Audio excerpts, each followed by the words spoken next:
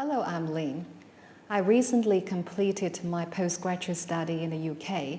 I'm now working as a preschool teacher in my home city of Guangzhou, China. Today, I'm going to tell you a story about the Sharabha deer and the king, which is a fine example of returning good for evil.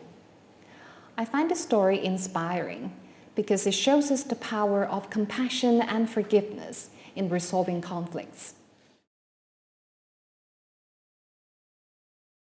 Once long ago, there was a king who set out on a hunt.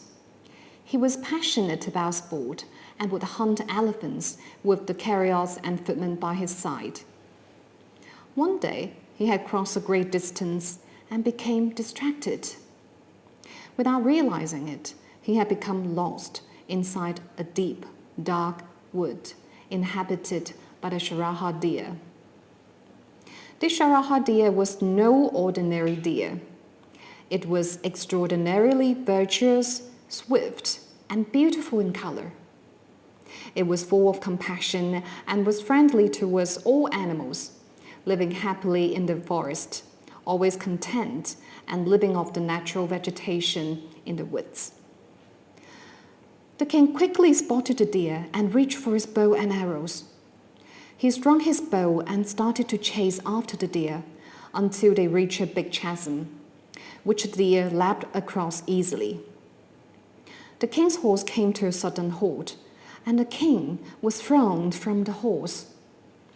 When the deer looked back, he realized what had happened. The king had fallen off the horse and landed deep in the chasm. Landing on the rocks, he was badly injured and in need of help.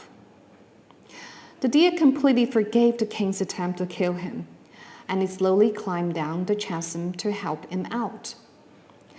The king was deeply moved by the kindness of the deer, and tears started to roll down his face.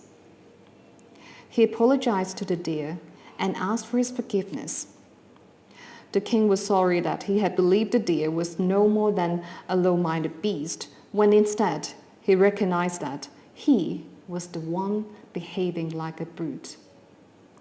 The deer carried the king up the hill and back to his horse. The king was overcome with remorse and gratitude. He begged the horse to come and live in his palace, but the deer declined the offer but said that he did have one request. He asked that the king and his people stop hunting the deers in the woods. He said that forest animals are worthy of his compassion and protection, and not his arrows. The king agreed, and from that day onwards, hunting was outlawed.